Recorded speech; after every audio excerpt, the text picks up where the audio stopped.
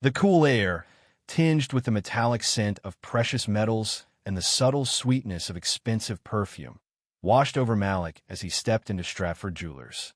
Sunlight, fractured by the prisms hanging in the window, scattered rainbows across the polished marble floor. He ran a hand through his close-cropped hair, a nervous gesture he wasn't even aware of, and scanned the glittering displays.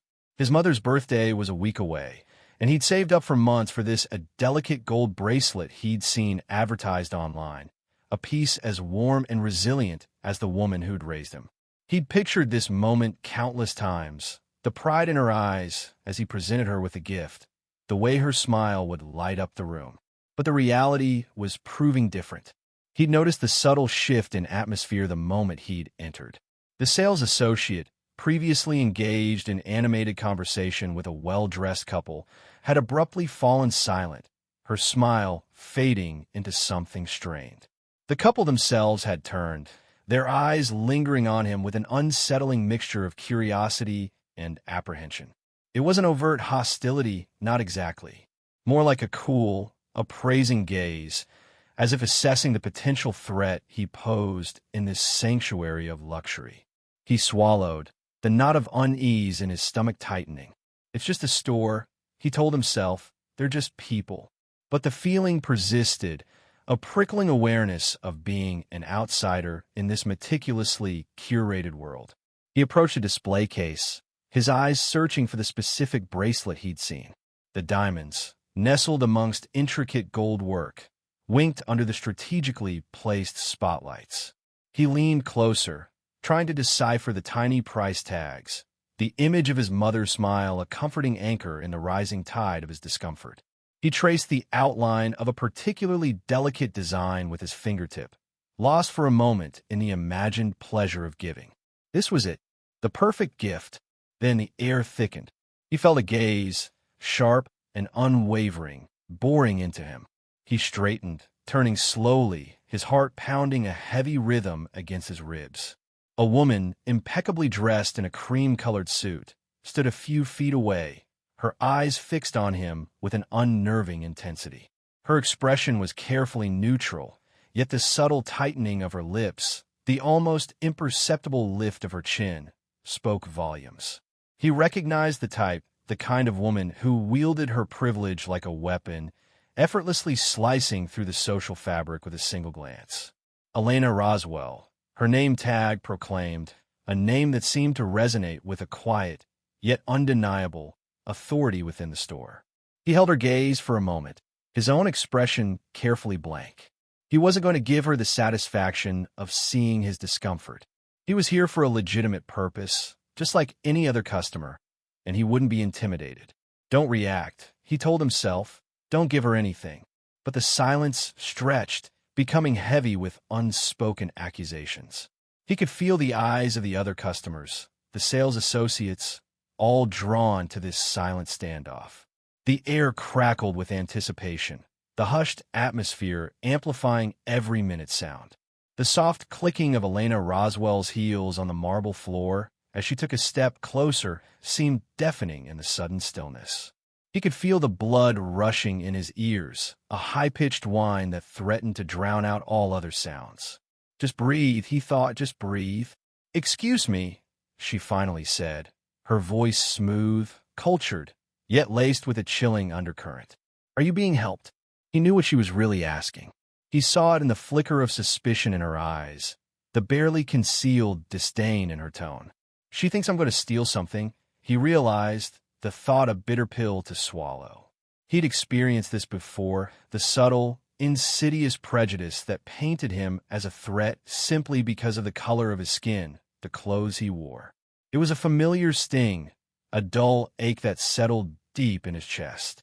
I'm just looking, he replied, his voice level, betraying none of the turmoil within. He forced himself to meet her gaze, refusing to be cowed by her scrutiny. He was 17 years old, a straight-A student, a volunteer at the local homeless shelter, and yet, in this moment, he was reduced to a stereotype, a potential criminal in the eyes of this woman. He saw the subtle tightening of her jaw, the almost imperceptible shake of her head. She clearly didn't believe him. The silence stretched again, punctuated only by the muffled sounds of traffic filtering in from the street outside. He could feel the tension radiating from her, a palpable force that seemed to press down on him, suffocating him. He wanted to leave, to escape the suffocating weight of her gaze, but he refused to be driven out. He had a right to be here, a right to choose a gift for his mother without being subjected to this unwarranted suspicion. He glanced at the sales associate, hoping for some intervention, some sign of support, but she avoided his eyes, her gaze fixed on a point somewhere beyond his shoulder. He was alone in this, facing the full force of Elena Roswell's prejudice.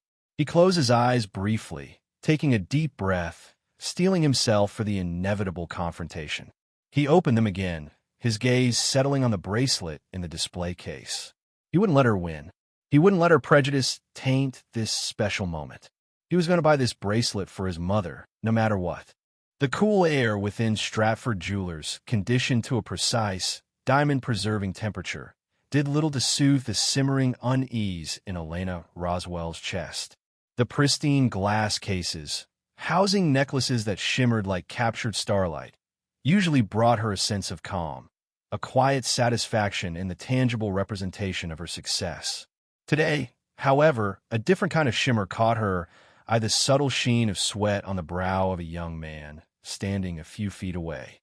He was perhaps 17, dressed in jeans and a simple t-shirt, an anomaly amidst the tailored suits and elegant dresses that typically graced this hallowed space. Elena's internal monologue began its relentless churn. He doesn't belong here.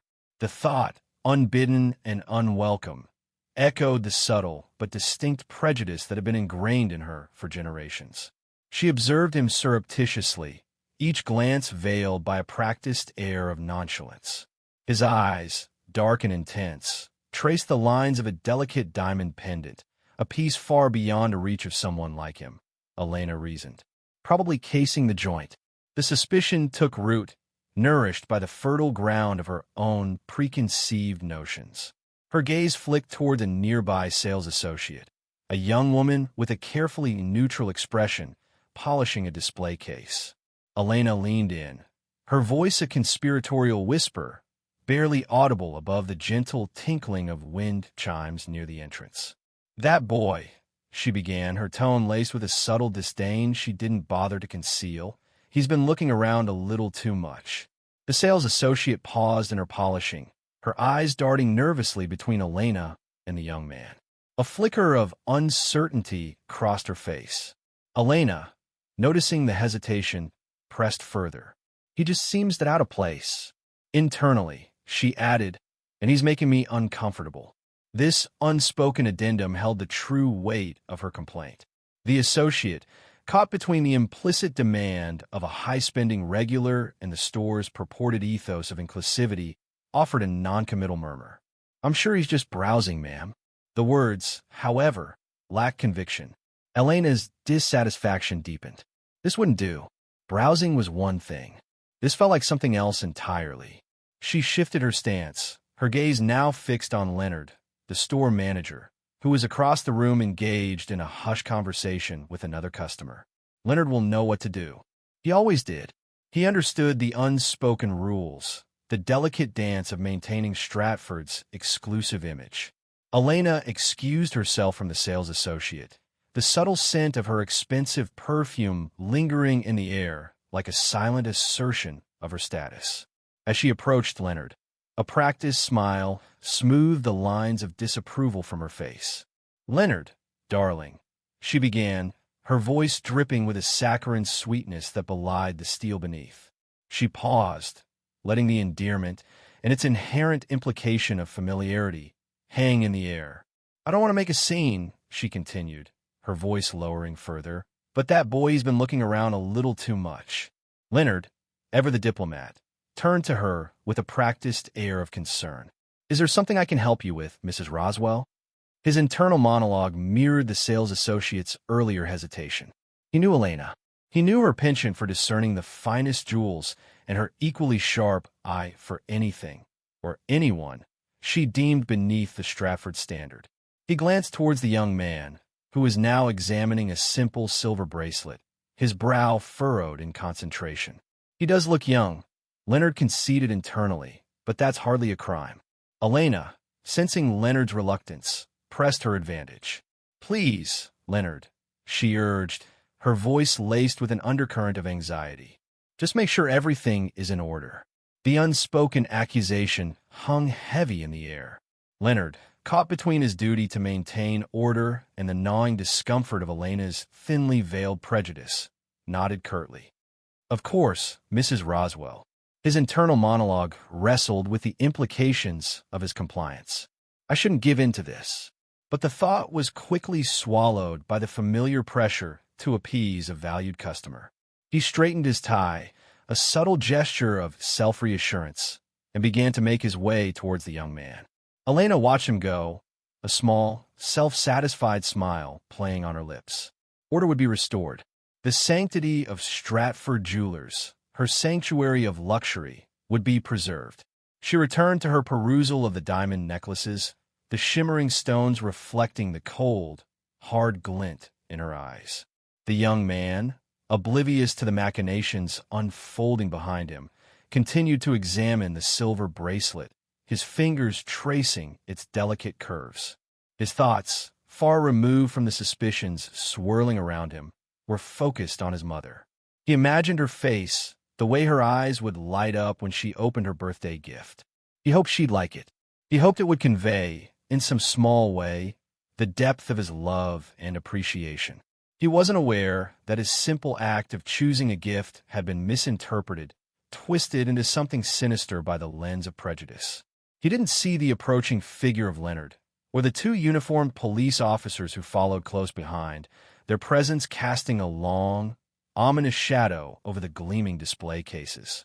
The cool air conditioning of Stratford Jewelers kissed Malik's skin, a stark contrast to the July heat simmering outside. He traced the edges of a delicate silver bracelet, its intricate design catching the light. Perfect, he thought, picturing his mother's smile.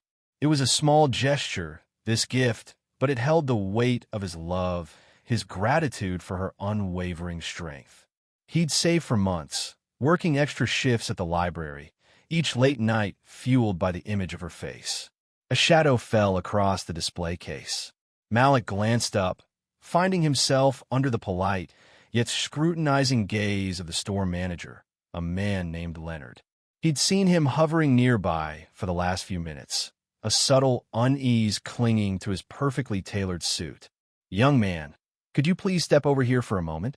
Leonard's voice was smooth, practiced, yet Malik detected a tremor beneath its surface, a discordant note in the otherwise harmonious melody of the store. Malik's stomach tightened. He felt the familiar prickle of unwarranted suspicion, a sensation he'd learned to recognize and suppress. "Don't react," he told himself, his hand instinctively moving away from the bracelet as if to prove his innocence. "Just cooperate. It's always better to cooperate." He followed Leonard a few steps away from the display case, the polished marble floor reflecting the shimmering lights like a frozen lake. He could see the gears turning behind Leonard's carefully neutral expression. The man's eyes darted towards the entrance, then back to Malik, a silent calculation taking place. He's expecting someone, Malik realized, a cold dread settling in his chest. He tried to appear nonchalant, but his heart hammered against his ribs, a trapped bird desperate for escape. He thought of his mother, her unwavering belief in him, the shield she provided against the world's casual cruelty. The bell above the door chimed, announcing a new arrival. Two uniformed police officers entered, their presence immediately altering the atmosphere of the store. The air thickened, the subtle tension solidifying into something palpable, something suffocating.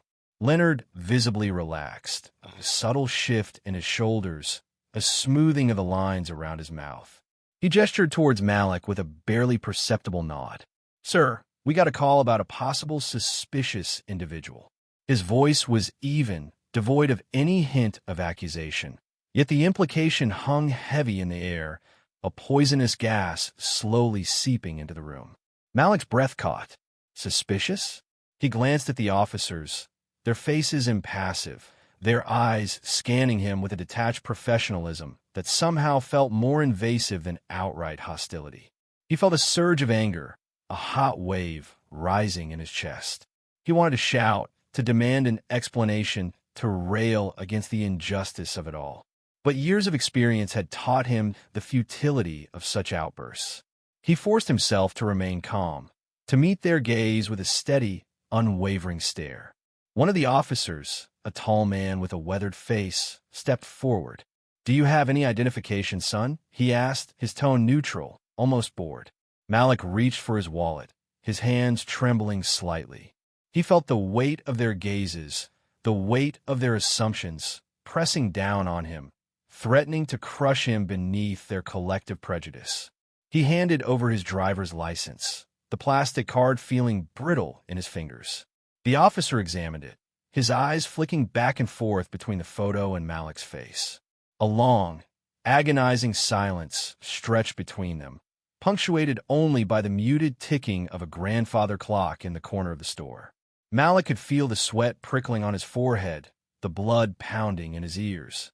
He was acutely aware of every detail around him, the hushed whispers of other customers, the clicking of heels on the marble floor, the faint scent of perfume hanging in the air. He thought of the bracelet, still lying on the velvet cushion in the display case. A gift for his mother, a symbol of his love. And now this. The world had a way of twisting even the purest intentions, of tainting the most innocent of gestures.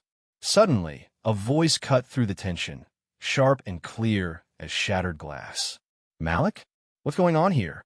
Malik turned, relief flooding through him, a wave of warmth washing over the icy dread. His mother stood at the entrance, her eyes blazing with a fire he rarely saw, a fire reserved for moments of profound injustice.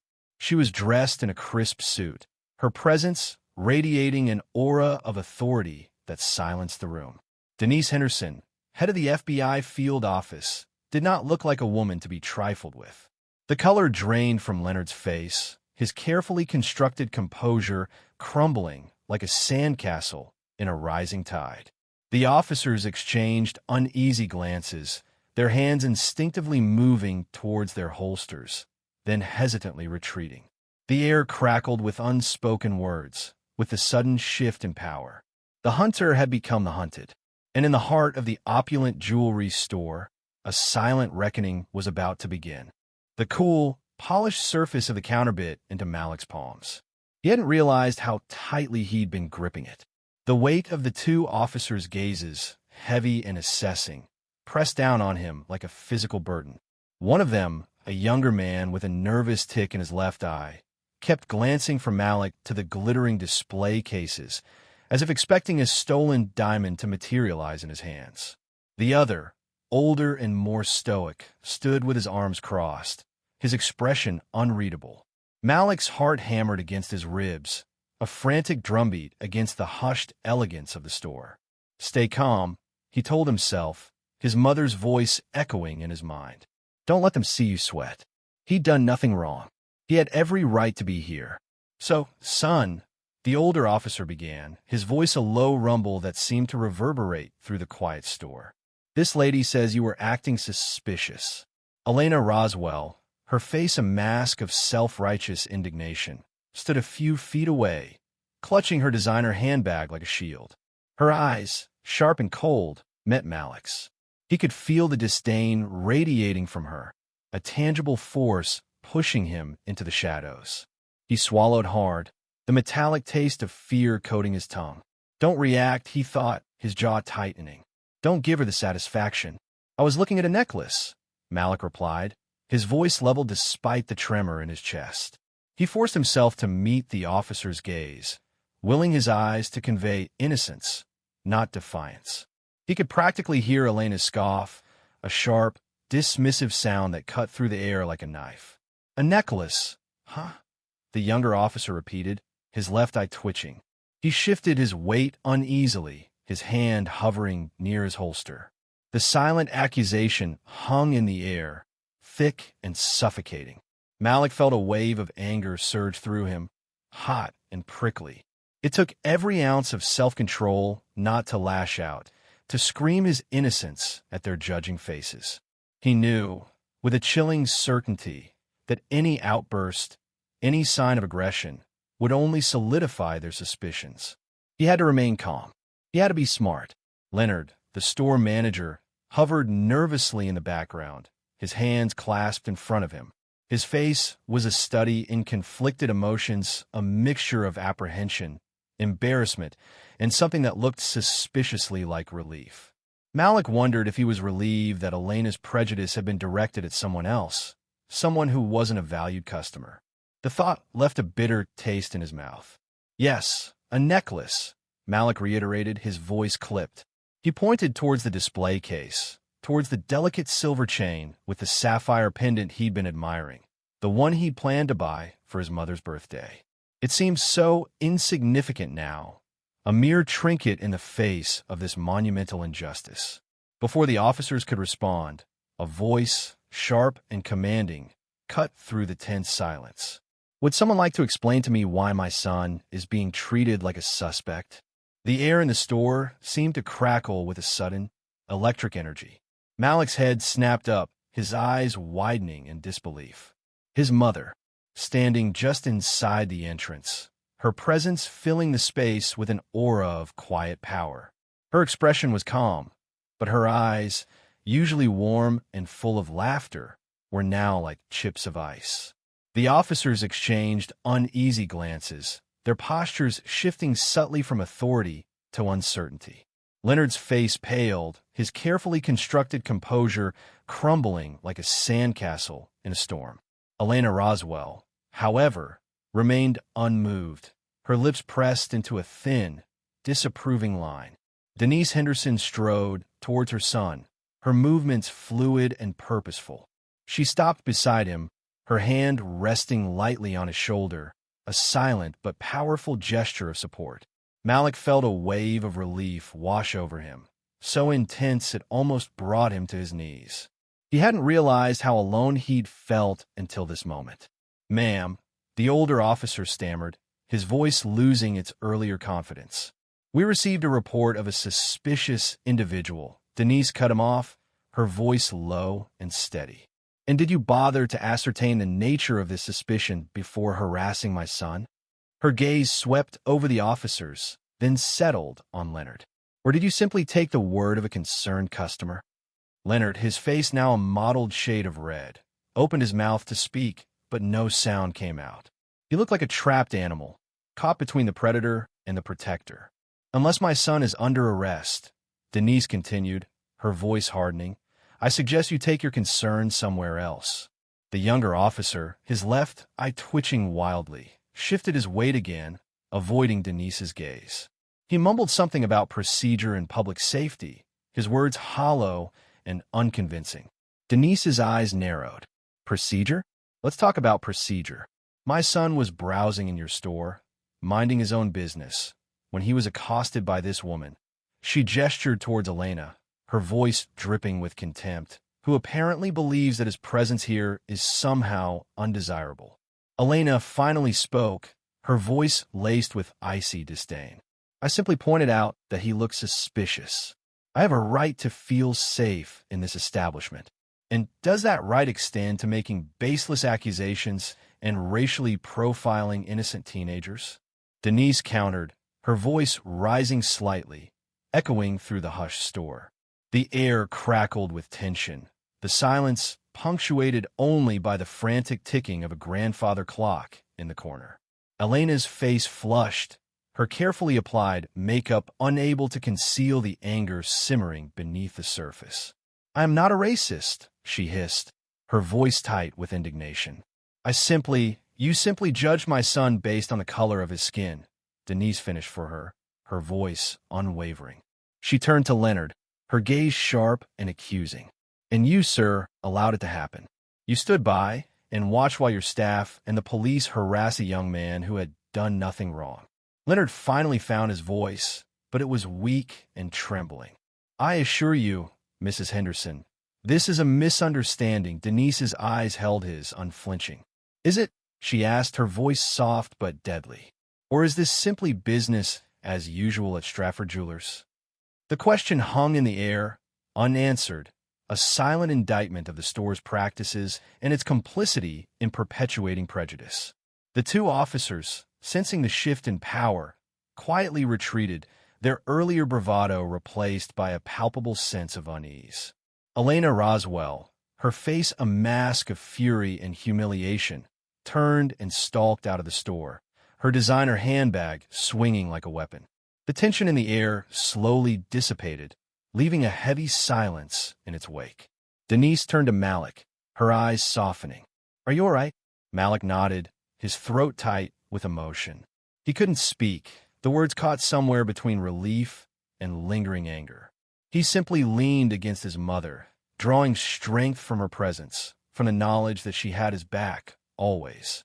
He knew, with a certainty that went beyond the confines of this store, beyond this single incident, that her arrival had changed everything.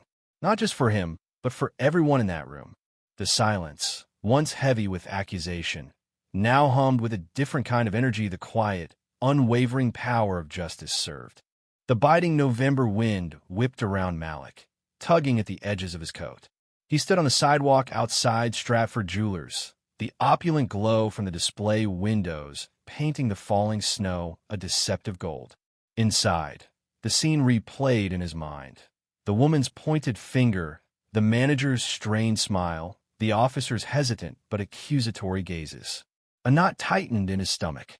He had imagined this moment so differently, picking out the perfect pendant for his mother's birthday, seeing her face light up. Now, the air thrummed with a lingering humiliation that clung to him like the icy air. He felt his mother's hand on his shoulder, a firm, grounding presence. "Let's go home, Malik." Denise's voice was calm, steady, but he could sense the controlled fury simmering beneath the surface, a volcano threatening to erupt. He knew that tone, the one she used just before dismantling a witness on the stand. He looked up at her, saw the tightness around her eyes, the slight clench of her jaw. He wondered what it cost her to maintain that composure, to hold back the tidal wave of anger he knew must be raging inside. He knew she was fighting not just for him, but for every other young black man who had been unjustly targeted, every other mother who had felt this same cold dread. They walked in silence for a block, the only sound the crunch of snow under their boots. Malik stared at the ground, his thoughts a chaotic jumble. He had known this kind of prejudice existed. He'd heard the stories, seen the news reports, but experiencing it firsthand, feeling the weight of unfounded suspicion pressing down on him, was different. It was a visceral, suffocating feeling. He'd done nothing wrong, yet he'd been treated like a criminal. The unfairness of it gnawed at him, leaving a bitter taste in his mouth. He glanced sideways at his mother. Her face was a mask of calm, her eyes fixed on the road ahead. He wondered if she was replaying the scene in her head too, dissecting every word, every glance, every micro-expression. He knew she wouldn't let this go. Not for him. Not for anyone. This wasn't just about a necklace anymore. It was about something much bigger, something that ran deep within the fabric of society. Finally, Denise broke the silence. "Malik," she said, her voice soft yet firm, "you don't get to let this break you." Her words hung in the air between them, heavy with meaning. He looked up at her, searching her eyes for answers he didn't even know how to ask. He swallowed hard, the lump in his throat making it difficult to speak. "Beauty, it's not fair," he managed to whisper, the words laced with the raw vulnerability he usually kept hidden. Denise stopped walking and turned to face him, her gaze unwavering. "You're right. It's not fair," she said, her voice laced with a quiet intensity. "But fair isn't something you wait for. Fair is something you fight for. You use it. You let people know. You make them see what they don't want to see." He felt the weight of her words settle on his shoulders, a responsibility he hadn't asked for, but couldn't ignore. He knew she wasn't just talking about the incident in the store. She was talking about a lifetime of facing these subtle, insidious acts of prejudice. He nodded slowly, absorbing her words, letting them sink deep into his consciousness. He thought about the store manager, Leonard, whose polite smile hadn't masked the underlying suspicion in his eyes. He thought about the two police officers, their hands hovering near their holsters, their questions laced with a thinly veiled accusation. He thought about the woman, Elena, her disdain dripping from every syllable she uttered.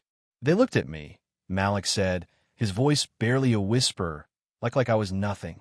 Denise's eyes softened with a mixture of pain and fierce determination.